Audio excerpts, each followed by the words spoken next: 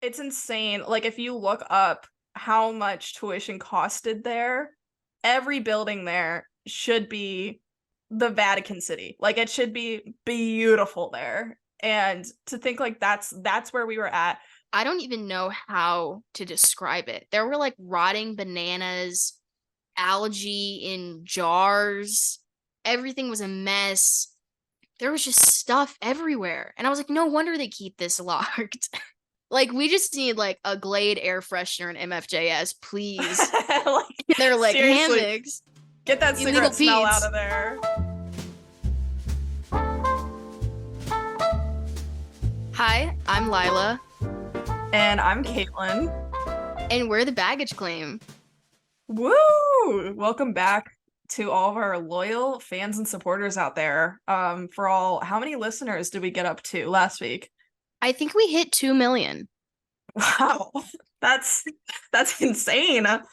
We're doing so good. Thank you guys. Yeah, It podcasts means a are lot. too, and we got brand deals going. Oprah called, she wants us on. Yeah, Yeah, I just got a call from Kourtney Kardashian. So she's our guest next week. yeah, that'd be insane. I would love that. So I texted Lila last week after listening back to our podcast, and I was like, you know what I think would be really funny is if we each week for our podcast shared one of the quotes from our professor Julian's Twitter, since like that was something that we really bonded over. We mentioned that in the last podcast episode. So, we usually record on Sundays. It just really worked out perfectly. We're going to start doing that as a little introduction into the episode. And we're calling it Juliations. So, do you want to Yeah, share? I mean, we worship Julian. We've learned so much from this man. These tweets are so old. Most of them are from 2013 to 2015. So this is our scripture. Yeah, I mean we really did dedicate probably more than how long you would dedicate to going to church just searching for these tweets. So, yeah, like this is my religion. Yeah, we'll jump into it with Juliation 12:4.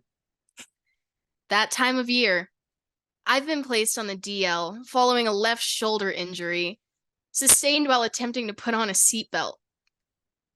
I would like to see this happen. Like the way that I want to full blown like stalk this man, install cameras in his car cuz he had so many tweets involving his car and stuff to happen in his Subi. He's a Subaru guy, got to be if you're from Colorado, right? So I want to see this stuff happen, but we'll get there one day. I think he needs to do some yoga. How do you possibly get a shoulder injury putting a seatbelt on? I wonder how often he gets injured like that. Like I can just imagine him trying to put on his seatbelt and he's like, "Oh God!" Like like He's what so do you tiny and do? fragile, he just can't even put on the seatbelt. Yeah, he's just baby. He's He's so baby. that's so baby. All right, so for this week's episode, we just kind of wanted to talk about post grad, what that's like for your typical college student. Lila and I both worked internships within college, so we wanted to talk about that as well and our experiences with that. So, all right, I'll let you start off. Take the mic. I really started pursuing internships because I feel like there's this narrative now that not only do you have to have a degree to get a job after college, but you also have to like work through college. I've had a really broad range of internship experiences. I only had one job before I got into college because I started college when I was 14. I didn't have a whole lot of time to like be in the workforce or be interviewing. Nobody hires children, or if they do, I probably shouldn't be working there. I got this job at this donut shop called the Donut Experiment, and I will name drop them because I hate them. And Fair. I only worked there for like 2 months. It was me, a bunch of girls, and only one guy, and he was a missionary. He was like a Christian missionary. So, very unique God. work environment. Sounds like it. On one of my first days there, they were teaching me how to make donuts, and we like make the dough not from scratch, but it's like a flour mix, and then you just like put water in it, put it in the machine. Super simple. And I was super confident. I was like, yeah, that's like 3 steps, whatever. So my boss was explaining to me that you put like the bag of flour in this industrial mixer, and then you put the water in it, and then you have to turn it to low, and it's like low, medium, high. It's a switch, but none of them are marked. So when I did it, I thought it was high, medium, low, Oh God. and I flipped it the wrong way, and the flour just like sprayed out everywhere. Like it was like it was oh my god, my life's a movie. My life's a movie. It just looked It like you were doing coke, like just yeah, tons of coke. and I had my glasses on, so it completely covered the lenses, and I had to like windshield wiper them clean. And customers watch you make the donuts. So I'm doing this in a public space with it just like flying out at me. And my boss just started laughing at me, which is probably the best reaction. I'd rather have her laugh than like be mad at me. But later I was talking to one of my coworkers about it, and I was like, yeah, I almost quit. Like that, it was so embarrassing. And I thought she'd be like, haha, yeah, funny story. She was like, I would have quit. Oh, Yeah. thanks. Yeah, thanks for making me feel so much better about that. When I left, I heard back from one of my friends that still worked there that there were rumors going around that I had a crush on the new manager. I quit before the new manager even started. So Why would that? What? they just could not keep my name out of their mouths. It was Yeah, it actually must so taste funny though. good. Your name Yeah. must taste good the way it was still in their mouths. My friend called me and she was like, yeah, Alexa's saying that you like have this huge crush on Michael. I was like, who the hell is Michael? Like, what are you even talking about? Yeah, once I actually started college, I got this internship with a talent management company, and they only do digital talent. So it's like YouTubers, content creators, famous people on the internet like us. Yeah. And I had I had to do this internship project where me and this team of interns would come up with a pitch, and we were going to like pitch it to the company. It was supposed to be like super intense. It was a competition, and we were assigned a mentor for the project. And he was a talent manager. He was going to like coach us through it, make it as good as it could be. We were all like really nervous to meet him because he was like one of the head talent managers. And in our first meeting with him, we were supposed to talk about like topic idea, what's this pitch going to be about. He was super chill. He didn't, I don't think anybody briefed him on what he was supposed to be doing with us, because he was talking about like banana bread. He was like, there's this guy, Nick, in audio. He makes wicked banana bread. You guys should get some. Literally did not bring up the topic once. He was talking about going to VidCon. And then in the next meeting, we were finally like, hey, what are we doing for this pitch? And he was like, were we supposed to be talking about that? Oh my God. And then just starts like yelling at us to get things done. Like I felt weird about it because we were like rehearsing this pitch over Zoom, and it just feels awkward. Like there's no audience. It was just weird. And he was like, you need to get your shit together. And I was like, oh my God, you were literally talking about banana bread in our first meeting. Like, Yeah, I think you might need a little, I don't know, bipolar medication or something. probably. But yeah, I mean, what have your experiences been? Did you have internships? So yeah, I started working like as a teenager, like when I was still in high school, and I worked at like various restaurants throughout college. So I worked all through like late high school, early college in different restaurants.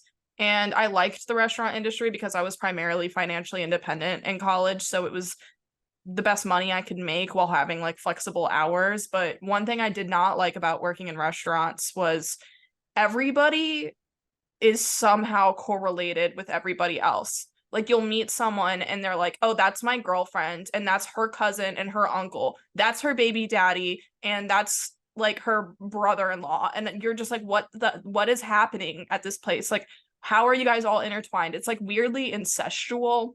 And I remember at the time I was like dating this guy, and so I really didn't want to be involved with the dating scene at the restaurant at all. But him and I were long distance. He was at college, and my manager, this guy was like 30. I'm like 18, like 17, 18 when I first started working here. This guy's like 30 years old, and he was always like really weird towards me. His baby mama worked there, who they're now married, and they seem to be doing well. And I hope that they are, because he now has 4 kids with 3 baby mamas. Whoa. And they're all like significantly younger than him. She's like 2 years older than me, I'm thinking, something like that. And she worked with us as well. Hated me off the bat, hated me. I had no idea why. I didn't know what I did to her. I felt like I was a hard worker. I pulled my weight. Come to find out, like, I think she was just jealous because like her man was like disgusting. And it's like, that Maybe has she nothing was to do afraid with that me. like you would become baby mama number 3, No, and I would she be was number just fighting for that 4. spot. Oh, number 4. Yeah. So yeah, that's what I think, but it's like I'm not even interested. Like, I have a boyfriend, like I'm very loyal. Like, when I'm with someone, I'm all about them. But I do remember her now husband, her baby daddy at the time, was I just wouldn't speak to anyone at this job. I didn't want anyone to get the wrong idea of me. So I was just very like standoffish towards people, which might be why people thought I was like a bitch. I remember at one point he came up to the host stand I was hosting that night, and he was like, "Why do you look sad all the time?" And I just said, "'Cause I miss my boyfriend." And he goes, "Oh, don't worry. You'll find Dick somewhere else."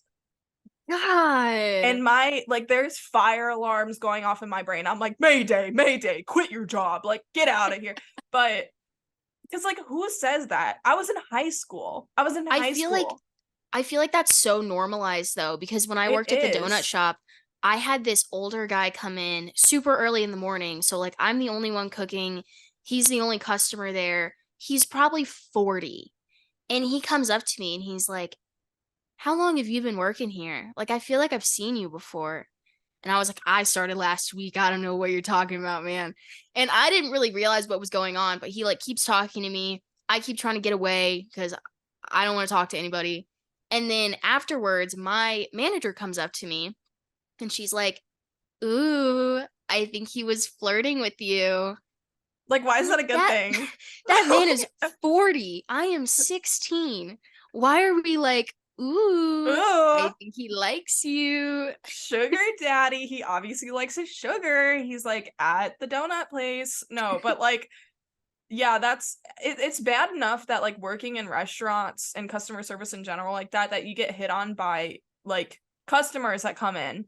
But then like it's like an added layer, that like universal experience that you have to also have a creepy manager almost all the time. Like, every restaurant you ever work in, your manager is going to be just an absolute freak of nature. I stayed at that I, restaurant for a while. Like, I was there for I think 3 years. For I was like, you know what? I cannot be in this anymore. It was too much for me, and I decided, cuz like the boyfriend and I had broken up. There was like a guy at that restaurant that was like really trying to get at me, and like that didn't end very well. So I was like, I cannot work here. So I decide I'm going to work at a different restaurant. I found this job at this pizza place, which was really laid back and chill. There were literally no girls that worked there like during my shifts. And I thought that that was a good thing, because I thought that that meant, oh, like, no drama. There's no girl drama here. There's not going to be dating drama. I was wrong, because all that meant was that I am the only option. If someone's going to have a work crush, it has to be me. There's nobody else. So to this day, which we will get into on another episode, we wanted to talk more about this. We have it like mapped out for like a few weeks from now. I still have guys from that job checking up on my social media and stuff. They don't even follow me. I that's quit that job crazy. over a year ago. Like, it's insane. So, yeah, that I worked in restaurants, don't really like it. I still work at a restaurant now at nights, and like I'm very meticulous about who I talk to. I'm just very aware of that, especially now that I'm like back in a relationship again, like out of respect for myself and for my boyfriend. Like, I'm not going to talk to men that say like weird things to me, like, oh, you'll find that dick somewhere else. Like, that's so like, I'll never get over that because it's like, no, I won't, sir. I literally, like, I was like a little girl. I was a It little girl. also just sexualizes you so much because it's assuming you're in a relationship for that. I wasn't even It doing completely, that. yeah, it completely Like, ignores the fact that like you're in a real relationship, you're a whole person. Instead, it's just like, what, you'll find dick somewhere else? Like I mean, it's that's all gross. he knows because he just gets girls pregnant and leaves them, I guess. That's what he So, thinks a relationship is. Just yeah, pregnant dip. pregnancy. Yeah. He likes to Pregnancy. hit it and quit it. So, yeah, I didn't really work, I guess, in within our industry until like my senior year of college, because it dawned upon me like, oh, I have to do an internship to graduate. Like that was just something that I kept pushing off, thinking like it was in my radar, but I was like, I have time to do this later. I think I was just scared to like get into it. I got a job within our like school's newspaper, which was a really good time, and I liked it because I was able to get work published within the paper that I can use then like on my resume. And I had a really good experience with the newspaper. I made a lot of friends through the newspaper and I really enjoyed that. I guess my last quarter of college, I started doing a couple more internships over the summer, which was like this summer, like started this a few months back. I moved back home and I got a position with my local newspaper. It's a media company, so they have a magazine attached to it, and I've always been interested in like lifestyle magazines, stuff like that. I like originally wanted to get into investigative journalism, reporting. But after taking media ethics in college, I was like, I don't know how I feel about that because like people are, like losing family members, and you're just like, hey, tell me everything about your life. Like I felt like there's just something like wrong about that to me. So I was like, those are real people. Maybe I don't want to do that. Like, so I had been writing for a local magazine for a little over a year. I just quit. I was supposed to do a couple interviews last month, and both people got back to me. One guy said that his father-in-law was in hospice, so he had to delay the interview. And then the next lady gets back to me and says her aunt is dying, so she has to delay the interview. And I'm like, okay, number one, am I killing these people? Because that is a huge coincidence. right, what But are the also, odds? I have this deadline, and even if their family members are dying, my editor is still like, hey, we have these stories locked in. They still want to do them. It's just delayed. Like, make it work. So I have to be like, cool, let me know when she's dead. Like, Yeah, like what are you supposed to do in that situation? It is extremely difficult, I feel like, as a journalist or a writer in general.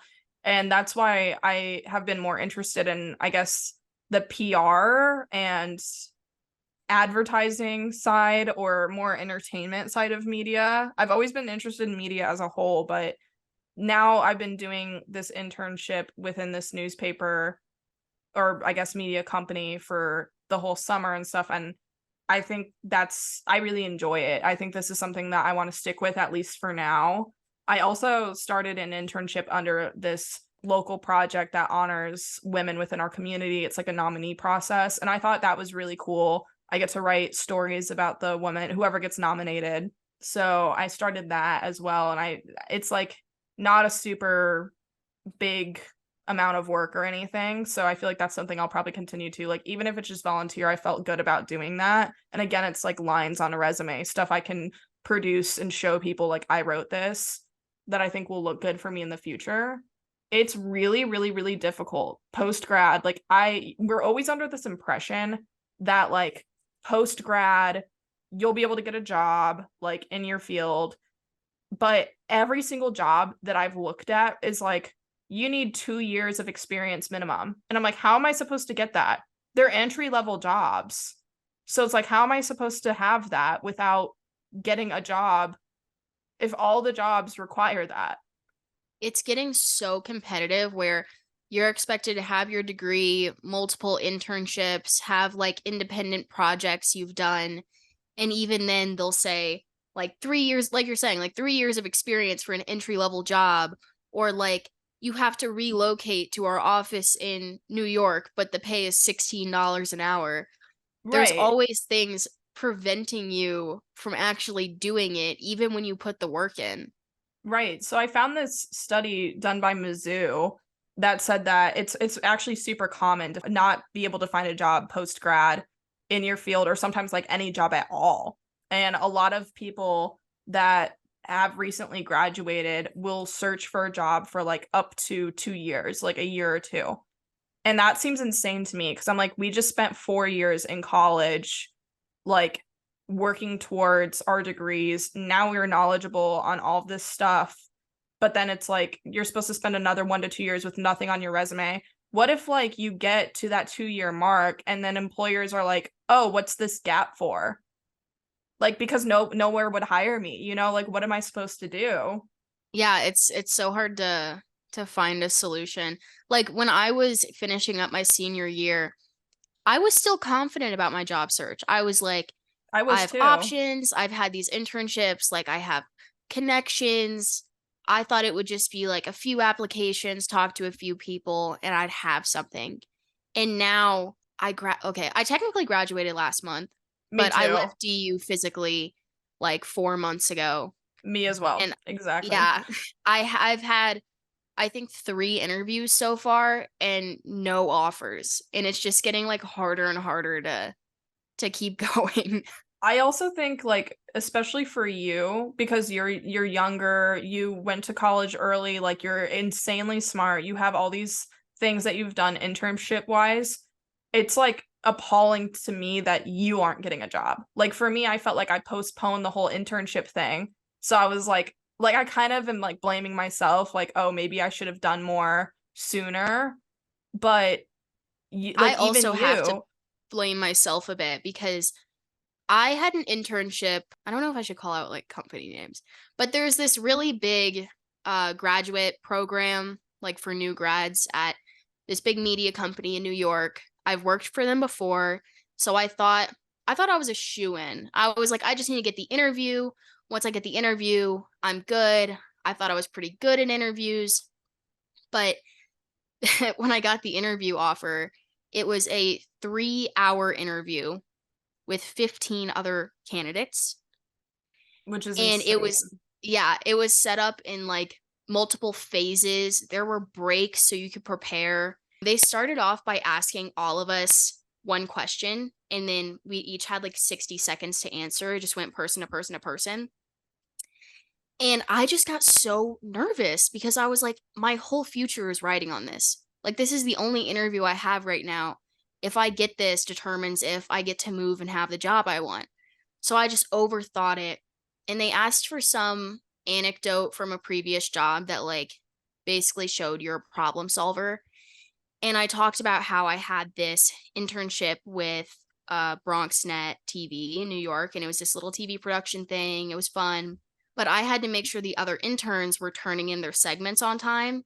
And we had this one kid that wasn't. And I talked about how I reached out to them to try to like see what was going on. What I said though was that I reached out and tried to get as close to them as possible. Oh. Those were my words. It's That like, what is does that not, mean? Like, are you yeah. having your tongue down his throat? Like, I don't Yeah. know. Like, What I was trying to say was I wanted to like make sure nothing was going on with them that was preventing them from submitting this. Like I could offer them help if they needed, offer them resources, whatever. What it sounded like was I sexually assaulted my intern. oh And my then God. one of the next questions, we moved to like a one-on-one phase. And the interviewer asked me about the last time I did a good thing when no one was watching. That's like they're making sure you're a nice person. I do not think I'm a nice person because there was not a single thing that came to my mind. I was like, that's not an interview question I was prepared for. Like, I don't have an anecdote of like helping an old lady cross the street. So I just seemed like probably the biggest asshole ever because she's like, when was the last time you were a good person? And I literally was like, uh, give me a second. I gotta Well, think about this. I don't think you're a bad person because I obviously we're friends and everything, but I think both of us, I can speak for both of us in saying that we like on a regular basis try to be just genuine people and try to be understanding and nice towards people, but like I won't go out of my way for someone. I think like respect is earned and not just given, so like I'm not going to be like super nice to strangers for no reason. Like I'll like wave to someone in my car if they're waving at me, like that sort of thing, but it's like I don't know. Like I don't think to do stuff like that because I that's a lot of effort. Who wants to put that much effort into something? I I don't mean, have I'm that sure much I to give. have like like I think I try to be nice. I try to help people, but I was so over prepared for that interview. I was only thinking about things that happen in my professional life. I wasn't thinking of like personal details to talk about. So when she asked me that, my brain just like froze because I was like, this is outside what I thought we were going to talk about. Yeah, And you're it so just made me sound, compartmentalized. yeah. And then it made me sound awful because I'm like, I don't know. Like, I didn't think most people just like had a good person moment off the top of their head. But yeah, there was another segment where we had a break in the interview and then we had to give a 60-second tour of one of our favorite places. I also was not prepared for that, but I was like, you know what? I'll figure it out. I gave my tour on the MFJS building of DU. Which is like if you've ever been there, the funniest thing is they're remodeling it now. Like after we leave, they remodel it. University of Denver is the most like beautiful campus I think I've ever been on. Like every building is absolutely gorgeous besides MFJS. That is the worst, most hideous, ugly. It's like this green brick building.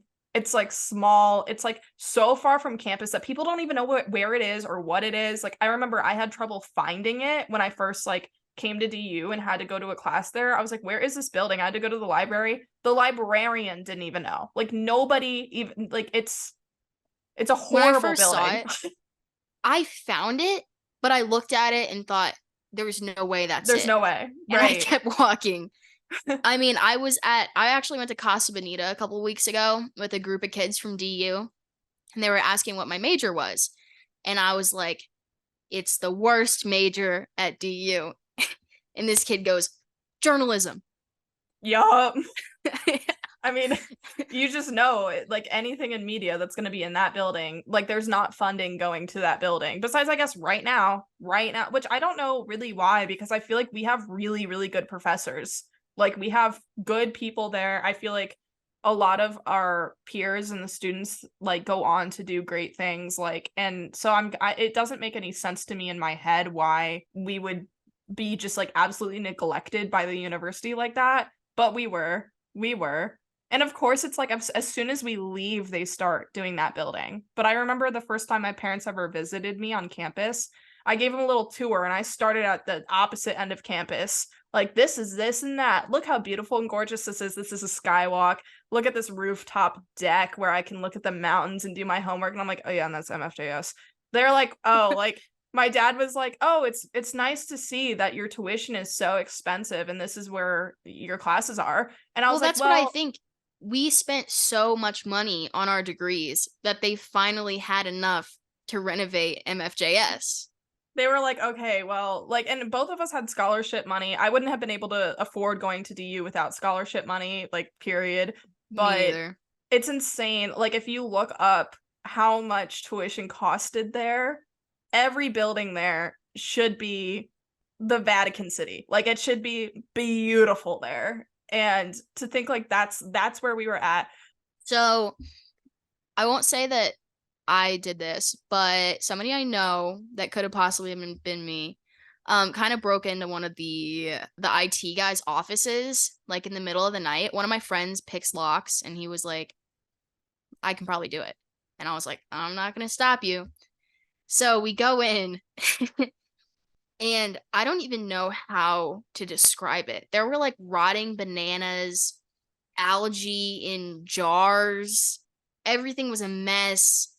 There was just stuff everywhere. And I was like, no wonder they keep this locked. It's like that just I think that's the epitome to describe this building. Like that's where our classes were held. Almost I every mean, single class we had. It's one floor. It smells like cigarettes. I think it was built in like 1650. It Oh, you know how old that building is? That building is so old that I once was serving at one of my serving jobs. And I would try to I try to plug this in whenever I can. I'm a student, I go to DU because I think it can really help your tips or not because people hearing that versus thinking that this is just your career, you're just a server, people they treat you different. They treat you with more respect, which is awful, but it's true. So I would try to plug that whenever I could. Like, this isn't my main gig, guys. I'm doing something else. And I once served this man, and he was a journalism major there. And he described the same building. This man was old. He could be my grandfather. And he was shocked when I told him, oh, yeah, it's still the same. Like, that's exactly what it looks like now. He was like, wow, it was awful when I went there. like I said in the last episode, I was managing the USG Instagram. So I'd have to post about like all the events that USG was throwing, which are funded by DU. They literally have BDSM events in Commons. That They was have insane. The day that they did that, I was like, where do we go to school? What is this? Like, one of my friends went and they had like shock wands and like paddles and stuff, and you could try them out it's in the Commons. interactive. It's an interactive BD, which at that point, this is just sex. Like what else is it but a sex event? If you're why literally do we have that? Why? I feel like that should be something very private. I'm sorry, but like talk about it with your friends. Like I don't think I'm really into that stuff, but like if I were, I think I'd be embarrassed of it. I don't think I would go and like be like, "Oh yeah, BDSM event on campus. Let's go." You know, like I don't who went there? I think it's good for like okay, I don't think it should be school related. I think awareness of topics isn't a bad thing. But like I was 17 when I got to this school. I could not imagine walking into the most public building on campus. It's where the dining hall is. And somebody being like, hey, do you want to try out this BDSM shock wand? Like that's really scary. It is assault at that point. And it's like that's what they're choosing to spend their money on. I also had a friend who was the little politic boy. Little politic boy. Yeah, he was big in Senate, and so he would come into newspaper and talk about because he was the news editor. So which was just funny too, because he was so him. He was just Mr. Politic guy. That's all he ever talked about. He was in newspaper to be in charge of the news. Like that's just him as a person. The news. He was like, I liked being a newspaper because I was like, let's talk about the fun stuff. He was like, I want to talk about war. And I was like, okay. People take it seriously. They take it really seriously. There's so elections, seriously. All these roles. It is role playing. There's no other way to describe it but role playing. Like most of them aren't doing any real sort of work. It's just, especially judicial. They like go and it's within a college. Like it doesn't really matter.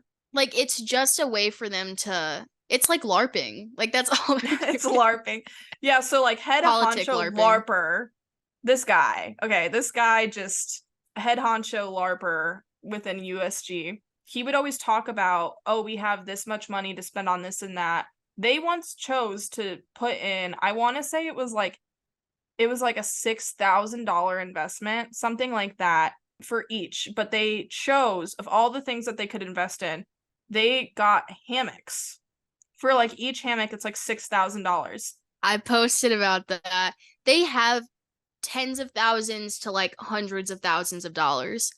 And they have so much excess that they have to make up things to spend it on. They go, what are we going to do with this? Especially if the money doesn't roll over. They're like, I guess we're going to buy everyone Chipotle. I'm like, I just want a new carpet. Nice. And yeah. Like, we just need like a Glade air freshener and MFJS, please. They're like, hammocks. Get that cigarette smell out of there. Yeah, it was insane. Yeah, so we found a few more statistics on like how much you make post grad, like getting a job. Um, One of them says overall Americans need an average post-tax income of 68,499 to live comfortably in the US, according to Smart Asset. Another study said that the average rent for apartments in Denver is 1,870 to 2,774. Every job I've looked at that's entry level pays 16 to 18 an hour. Like when I see 20 an hour, I'm impressed.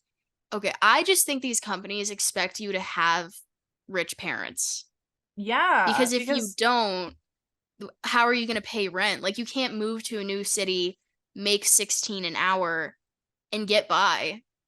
especially when you're in Denver. Denver is statistically in the US one of the most expensive cities to live in. It's been going up and up and up like each year. I've seen so many studies on that. So that like 68,000 number that you talked about would probably be closer to like 70, 75,000 in Denver to live comfortably.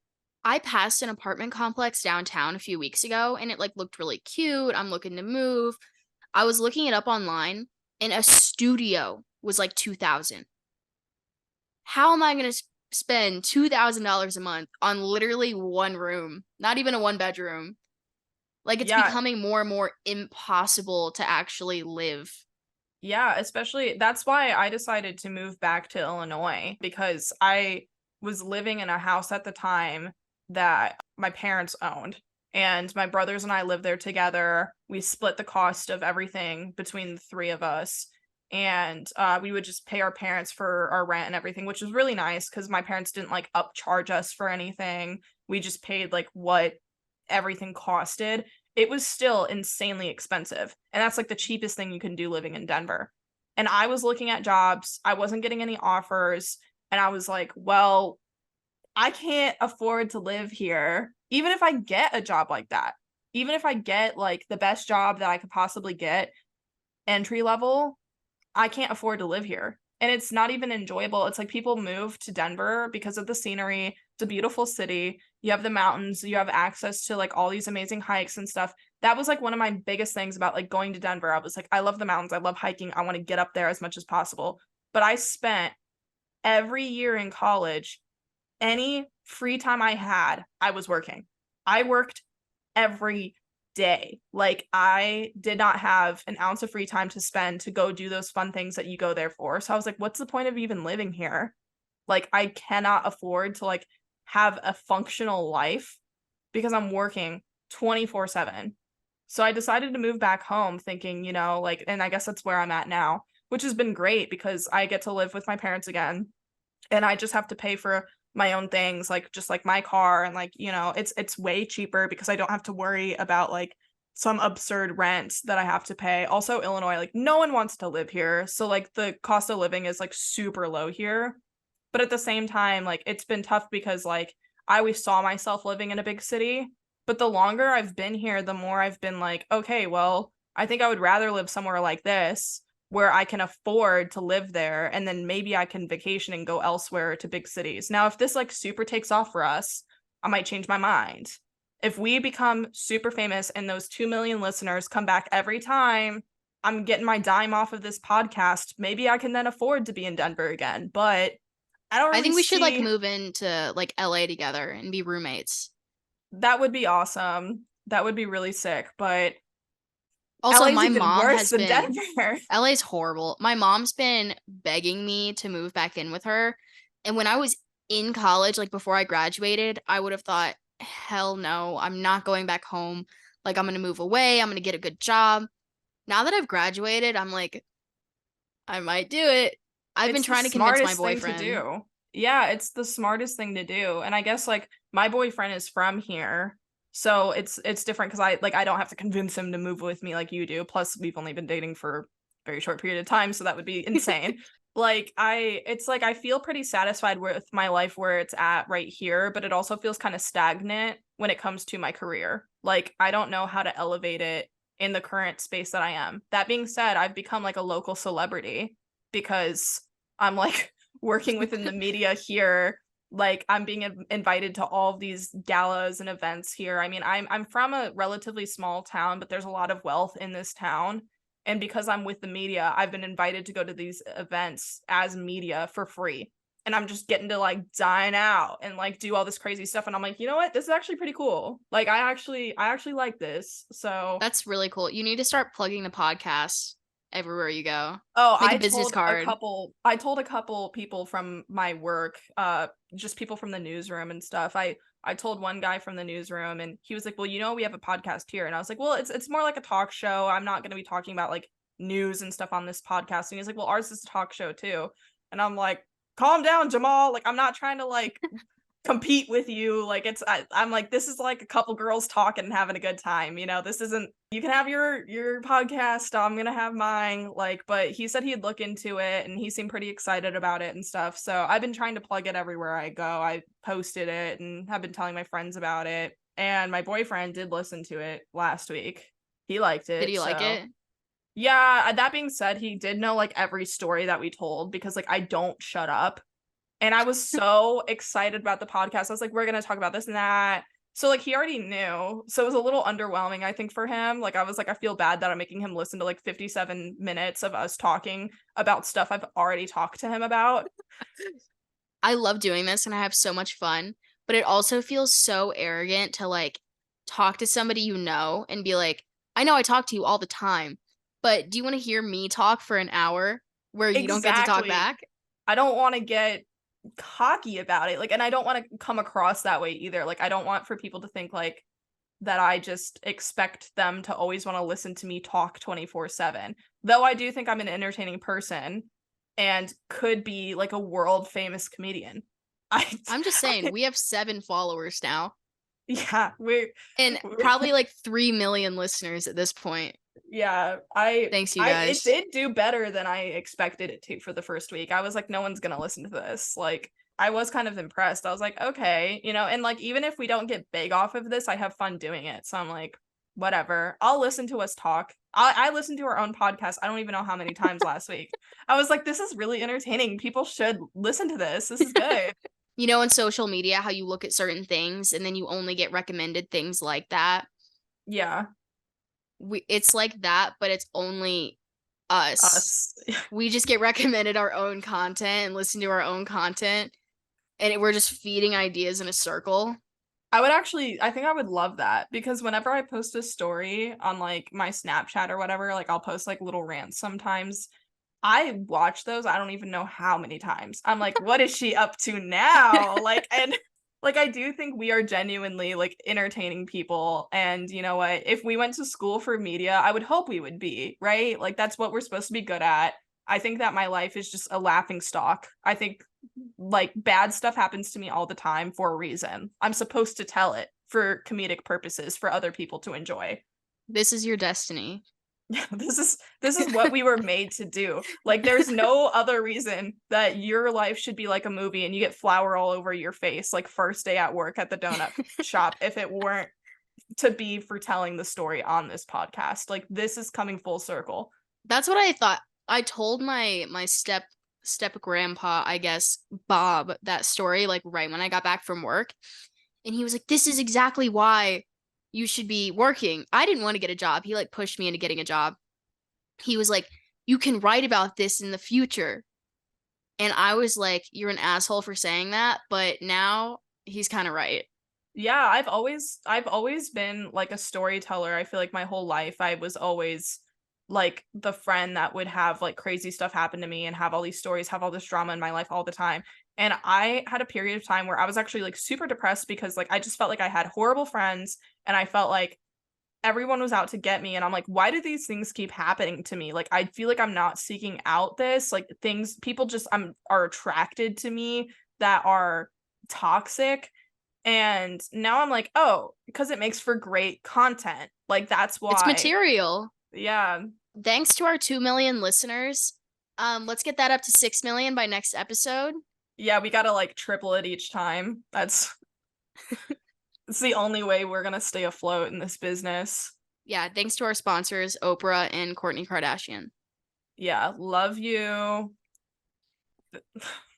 I think Love you. Shout out Johnny Cakes. Shout out Tristy Poo.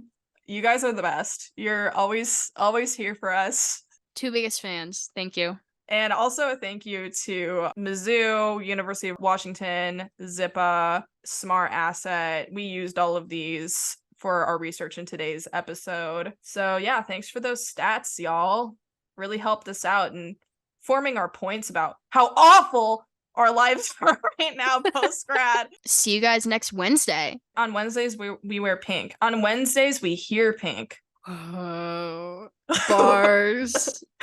Bars. What am I doing this? I just start rapping.